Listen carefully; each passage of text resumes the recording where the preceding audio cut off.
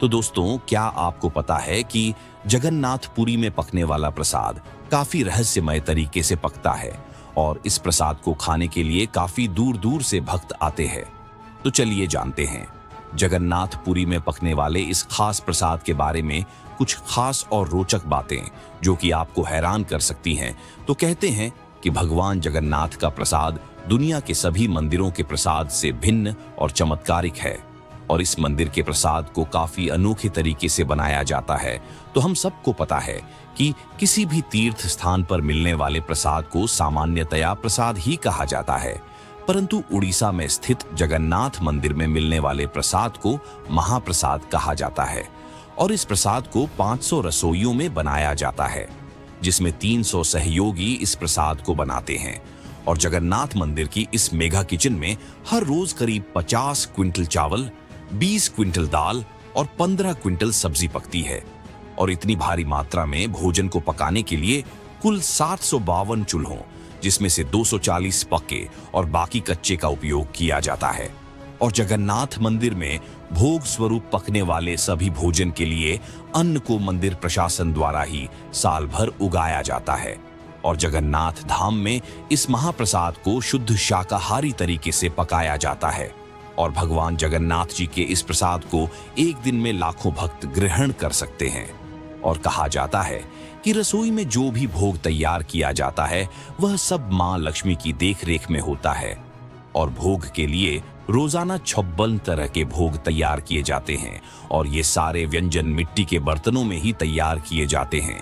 और मंदिर की रसोई में प्रसाद पकाने के लिए 7 बर्तनों को एक के ऊपर एक रखा जाता है और सब कुछ लकड़ी पर ही पकाया जाता है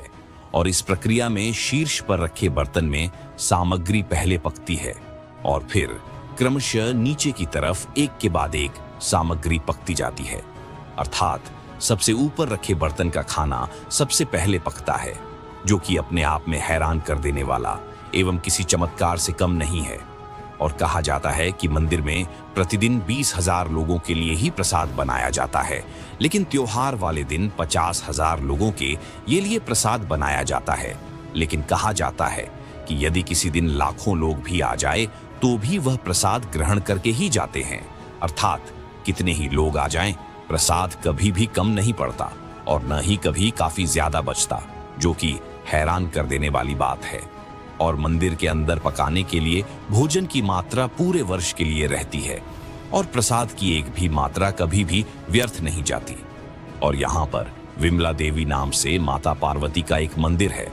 और महाप्रसाद बनने के बाद सबसे पहले माता पार्वती जी को भोग लगाया जाता है और इसके बाद भगवान जगन्नाथ को भोग चढ़ाया जाता है और फिर इसके बाद साधु संतों को और फिर आम भक्तों को प्रसाद दिया जाता है। और ऐसी मान्यता है कि एक बार माता लक्ष्मी ने अपनी इच्छा से नारद मुनि को यह प्रसाद भगवान की अनुपस्थिति में दे दिया था।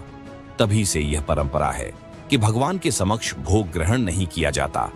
तो कैसे लगी आपको हमारी ये रोचक जानकारी? कमेंट में जरूर बताएं और जय जगन्नाथ जरूर लिखें और वीडियो को लाइक करके चैनल को सब्सक्राइब जरूर करें। धन्यवाद।